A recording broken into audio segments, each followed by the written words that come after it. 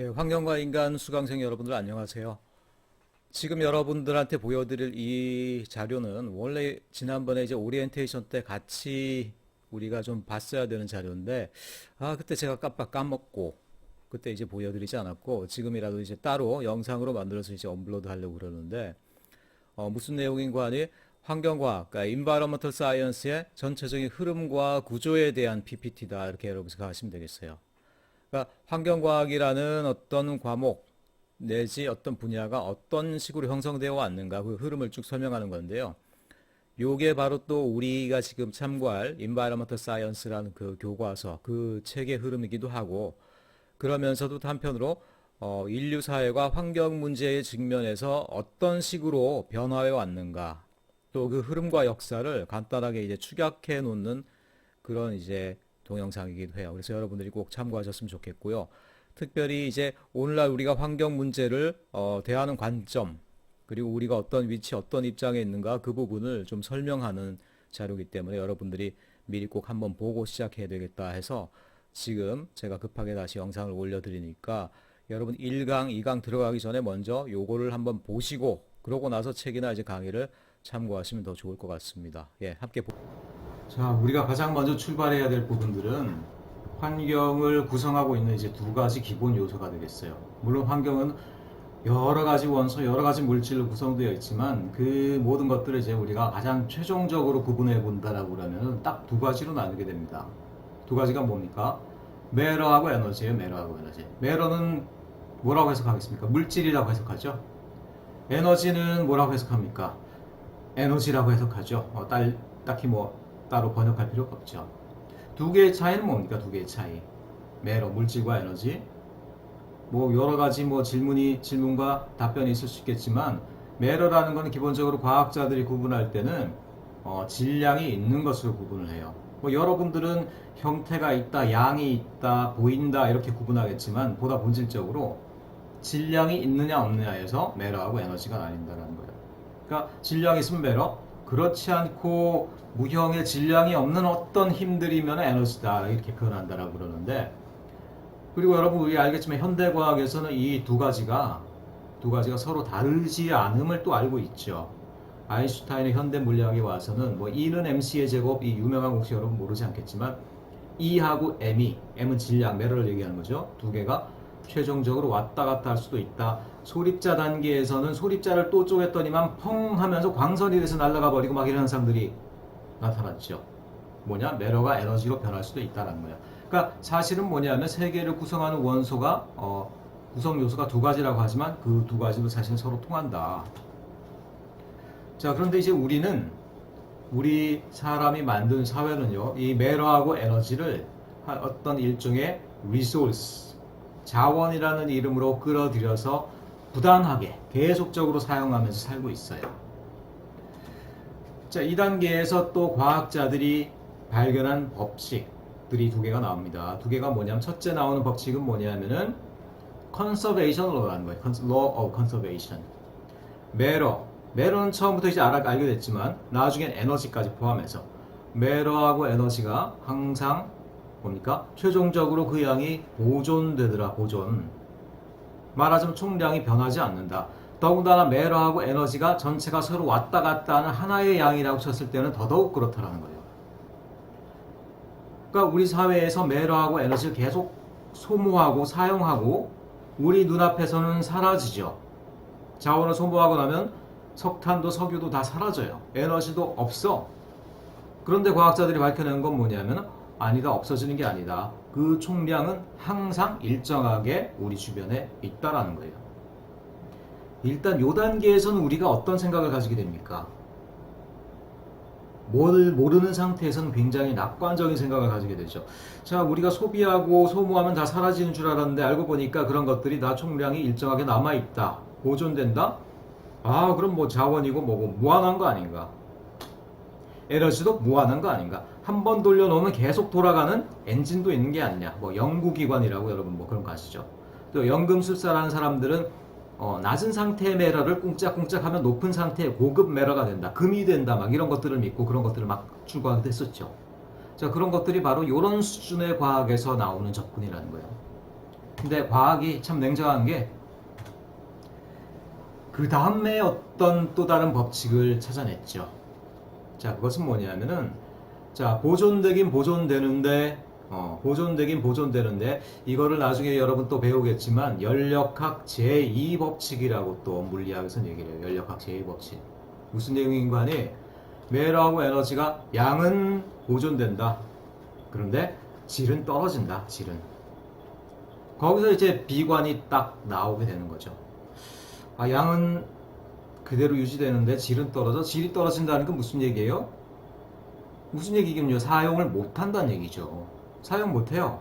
여러분, 우리가 가솔린 석유를 막 태웠어요. 석유는 사라졌어요. 하지만 그 동등한 양만큼의 에너지와 매런 어디로 갔습니까? 자, 쓸데없이 공기 중에 막 열로 번져서 막 나갔겠죠. 그 다음에 매런은 폐기물이나 오염물질 그런 것들도 뭐냐면 결국 매러예요. 그 매러가 공기 쪽으로 날아가면서 우리 입장에서 전혀 쓸모가 없고 오히려 해가 되는 오염물질이 되어버렸죠. 그러니까 이것들이 쓸만한 요것들이 들어와서 쓸 수가 없는 로우 퀄리티 상태로 변하는데 요 양이 보존된다는 얘기예요. 요 양이. 그러니까 보존된다는 거에서 낙관을 했는데 저질로 낮은 질로 보존된다라고 얘기를 하니까 여기서 우리가 팍 기가 상할 수밖에 없죠. 비관적이 될 수밖에 없죠. 하지만 그럼에도 불구하고 지구 환경이 완전히 붕괴가 되지 않는 것은 뭡니까? 로우 퀄리티 상태, 로우 퀄리티 매러, 로우 퀄리티 에너지를 우리가 계속 뱉어내는데 사회는 그것들을 갖다가 우리가 한 번이라도 그런 것들을 이렇게 리프레시 한 적 있어요? 인류 사회에서? 없죠. 이거는 무슨 뭐의 몫이에요? 자연환경의 몫이다라는 거, 자연환경의 몫. 자, 우리가 뱉어낸 모든 오염물질, 로우 퀄리티 상태 에너지 이런 것들을 자연이 받아줍니다. 받아줘요. 품고 있어요. 얼마 동안? 오랫동안 품고 있으면 자연 가운데서 이런 것들이 어떻게 됩니까? 재생이 돼요. 재생. 물론 자연도 그 자체로 재생하는 게 아니에요. 자연도 외부에서 들어오는 또 새로운 에너지원이 있습니다. 뭡니까 그게? 석탄이에요? 석유예요? 아니죠. 외부로부터 순수하게 들어오는 에너지는 무조건 태양광밖에 없습니다. 태양광.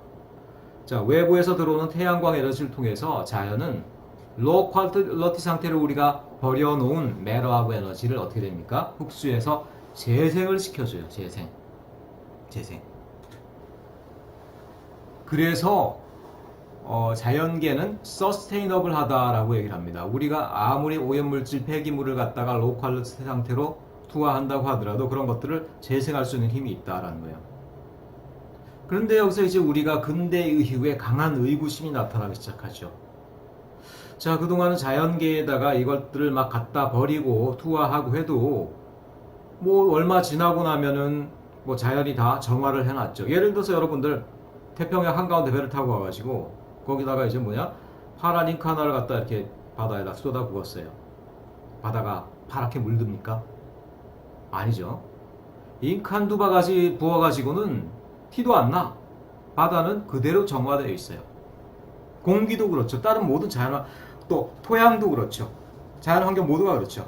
자, 인구가 적고 사람들의 문명이 발달되기 전에는 우리가 자연을 갖다가 파괴시키려고 하더라도 파괴시킬 수가 없었어요.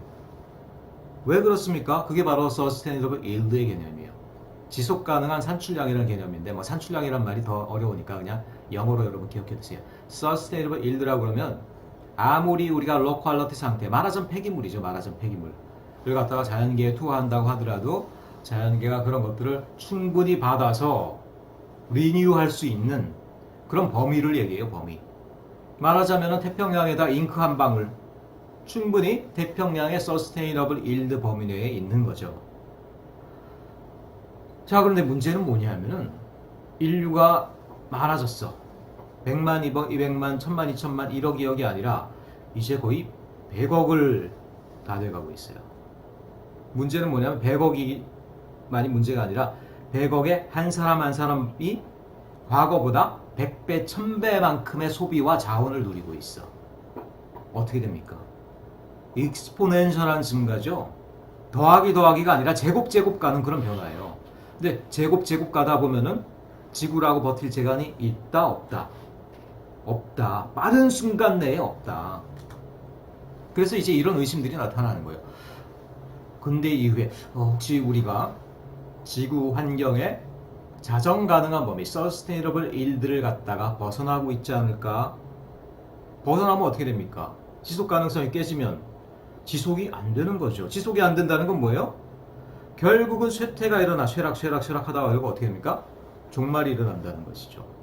일장에 얘기하겠지만 황금알을 낳는 오리 한 알 하나를 낳는 거는 서스테이너블 일드 범위 내에 있어요. 근데 배를 갈라내고 한꺼번에 다 꺼내려고 그러면 어떻게 됩니까? 서스테이너블 일드를 벗어난 어떤 산출량이 되는 것이죠. 그러니까 의심이 되는 거야, 요게. 우리가 혹시 자연의 서스테이너블 일드의 범위를 벗어나지 않았을까? 의심이 되죠. 근데 아직까지 이 사람들이 낙관을 했어요. 근대 시기 그리고 과학 결정론의 시기에는 낙관을 했습니다. 왜냐? 이런 생각이 있었기 때문이죠. 인류가 레벨 1단계에 도달한 시기였어요. 뭐냐?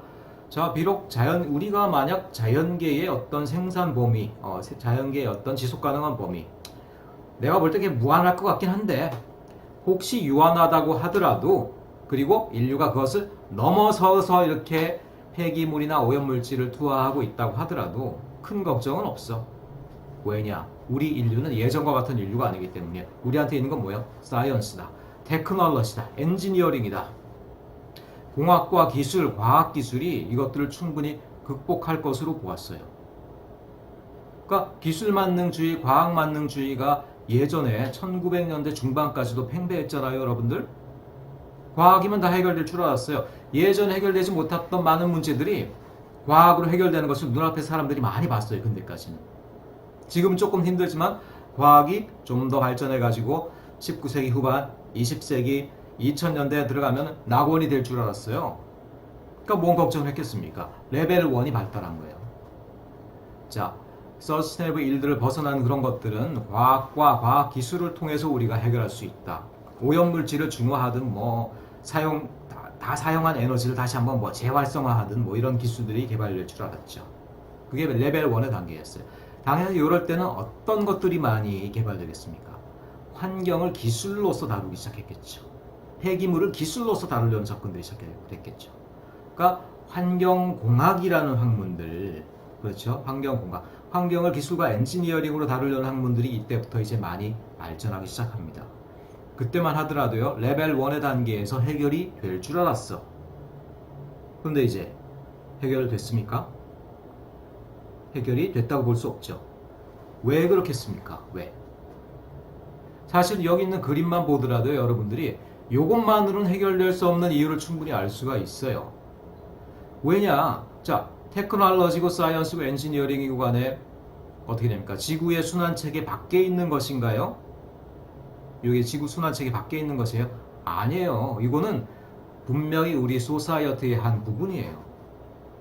우리라는 소사이어티는 움직일 때마다 어떻게 됩니까? 움직일 때마다 필연적으로 매러하고 에너지를 소모해야 되고, 그 결과로 로우 퀄리티 상태의 매러하고 에너지를 뱉어낼 수밖에 없는 구조에 있어요. 그건 숙명이에요. 그거는 물리적으로 우주가 정해진 숙명이라는 거예요. 우리가 한 번도 벗어날 수 없는 법칙이라는 거예요.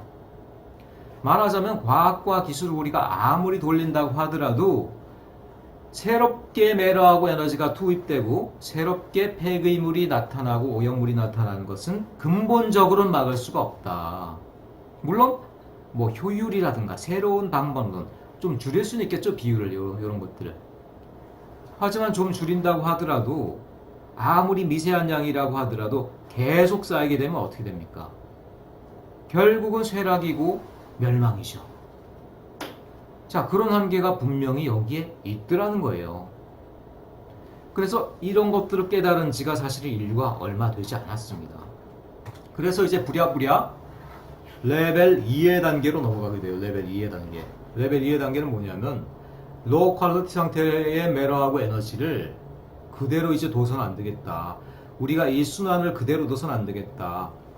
지구 환경에다 무턱대고 맡길 게 아니라 사회 자체적으로도 좀 미리미리 순환을 시켜야 되겠다. 그렇죠? 뭐냐? 그러고 보니까 로우 퀄리티로 생각해서 우리가 버렸던 것들 중에 알고 보니까 쓸만한 것들이 많이 있었네. 우리가 그동안 너무 낭비했네. 응? 다시 활용 가능한 것도 있고 재사용 가능한 것도 있고 순환시킬 수 있는 것들도 있네. 이런 얘기들이 이제 20세기 후반에서부터 급격히 나타나기 시작합니다. 일종의 어떤 시민운동, 사회운동으로도 나타나기 시작했고요. 뭐 그다음에 산업 전반의 시스템, 물류 등등 여러 측면에서 리사이클링이라는 어떤 패러다임이 나타나기 시작해요. 뭐냐? 자율환경에다 더 떠맡길 게 아니라 사회가 일부를 감당하자. 로우 퀄리티 상태에 있는 것들 중에 재사용, 재활용할 수 있는 것들이 많이 있더라라는 것들이 이제 다시 또 레벨 2로 넘어가게 돼요. 어떻습니까? 한 단계 진보는 했죠. 하지만 당연히 어떻습니까? 충분하지는 않겠죠. 보세요. 자, 순환을 한 바퀴 더 돌려? 그렇다고 여기서 사회를 거치면 또 다른 로우 퀄리티 상태의 메러하고 에너지가 안 나옵니까? 나오죠. 나오는데 다만 역시 그 속도와 양을 줄이는 것일 뿐이겠죠. 자, 이런 한계가 또 레벨 2에서도 있었다라는 거예요. 그럼 그 다음에 인류는 어떤 단계로 넘어가게 됐을까요? 거기서 머물러 있어야 했을까요? 그렇지 않죠. 머물러 있다가는 파국이고 종말이 될 수 있는데요. 자, 그래서 결국 인류가 가장 최종적인 모순이 뭔지를 드디어 깨닫게 됐어요. 마지막에 가서야. 뭐냐? 자, 레벨 1이고 레벨 2고 좋단 말이야. 없어서는 안 돼. 그거라도 해야 돼. 하지만 그 모든 게 어떤 모순이 있어요? 아니, 사회는 가만 놔두고 그 주변적인 것을 어떻게 조작해가지고 어떻게 자연환경의 파괴를 막아보겠다 이런 접근 아닙니까? 그렇지 않죠. 자, 우리가 근본적으로 환경을 지키고 지속 가능한 어떤 사회 체계를 마련하려면 당연히 사회 체계 자체를 바꿔야 되죠. 그렇죠? 사회 체계 자체를 바꿔서 그 자체가 자연환경과 동일한 어떤 지속 가능한 원리로 돌아가게 하는 그런 사회를 만들어야 될 필요가 있었는데, 진작에 그럴 필요가 있었는데 그런 것은 하지 않고 과학기술이나 아니면 사회운동이나 이런 걸 통해서 주변적인 역할만 이렇게 감당을 했었다. 좀 더 이제 본질적인 핵심으로 들어와서 우리 사회 자체를 자연환경과 같은 지속 가능한 체계로 바꿀 수 있는 그런 근본적인 노력이 필요하다라는 깨달음이 이제는 드디어 오게 된 거죠. 사회 체계를 바꾸자. 사회 개발하는 방식을 바꾸자. 어떻게? 아직은 좀 추상적이고 그 내용이 구체적이진 않지만 일단은 지속 가능한 방식으로 sustainable way. 그렇죠? 자, 그 깨달음이 드디어 이제 레벨 3의 단계예요. 레벨 3의 단계. 자, 그래서 환경과학이란 건 뭡니까? 환경과학이라는 건 옛날엔 요거가 환경과학이었는데 그 다음엔 이것도 환경과학이네. 그 다음에 이것도 환경과학이네. 그럼 이제 environmental science는 뭐예요? 자연과학, 공학, 기술의 얘기예요? 사회운동이나 시민운동 차원의 얘기예요? 사회 구조 개혁의 문제예요? 그 모든 것이죠. 그 모든 것. 그래서 여러분 환경과학 수업을 듣기 전에 먼저 여러분들이 생각해야 될 게 뭐냐면, 자, 환경과학은 자연과학이 아닙니다. 뭐 그 다음에 뭐 오염물질을 분해하고 분석하는 어떤 화학도 아니에요. 그 다음에 뭐 지구 온난화를 막읍시다, 북극곰을 살립시다, 뭐 사회운동 길거리에 피켓 놓고 뭐 스티커 붙이게 하는 거 사회운동만도 아니에요. 사회의 모든 것입니다. 인류가 그동안 개발해놓은 모든 학문, 모든 지혜, 모든 윤리, 모든 도덕을 다 통합해서 우리 사회 체계를 바꾸지 않고서는 우리의 미래가 없겠구나라는 그런 깨달음이 들어간 게 지금의 환경과학이라는 거예요. 그래서 여기는 뭡니까? 전공의 구분도 없고요. 분야의 구분도 없어. 모든 전공과 모든 분야, 모든 지식, 모든 지혜를 다 총동원해야만 우리가 사회를 바꿀 수 있기 때문이죠. 이게 바로 환경과학의 의미예요. 그리고 이 책도 정확하게 이런 흐름을 따라서 쓰여지고 있어요. 챕터 1에서 뭐 이런 내용을 다루고 챕터 2에서는 뭐 이런 내용을 다루고 이런 식으로 쭉 돌아가면서 하나씩 다루다가 결국 그럼 이 책의 마지막 장에는 뭐가 있겠어요? 여러분 17장 제목을 한번 보시면은 당연히 우리 사회체계에 대한 것들이 나와 있습니다. 세계관, 윤리, 철학, 경제체계 이런 내용들이 나와 있어요. 그게 또 환경과학이라는 거예요. 중요한 것들이. 환경과학을 해서 분야가 없고요. 모든 분야를 총동원해서 아니 지금 살고 봐야 되는데 이 분야 저 분야를 지금 따지게 생겼어요. 모든 분야가 총동원돼서 지금 사회를 구해야죠. 사회를 개혁을 해야죠. 그렇죠? 자, 그것들이 지금 오늘날 우리에게 주는 환경과학의 의미라는 거예요. 결코 여러분 요걸로만 이해하지 맙시다. 요것만이라고 생각하지 마세요. 요거는 레벨 1과 2를 모두 동원해서 모든 분야를 망라해서 하는 융합적인 학문이 돼야 된다. 그게 바로 환경과학입니다. 이런 것들을 여러분들에게 다시 한번 강조하면서 여러분들이 이런 플로우, 이런 어떤 인식 체계로 강의를 듣고 앞으로 강의하는 여러분들이 참고를 했으면 좋겠습니다. 예, 여기에 해당하는 내용들은 이만 마치도록 하겠습니다.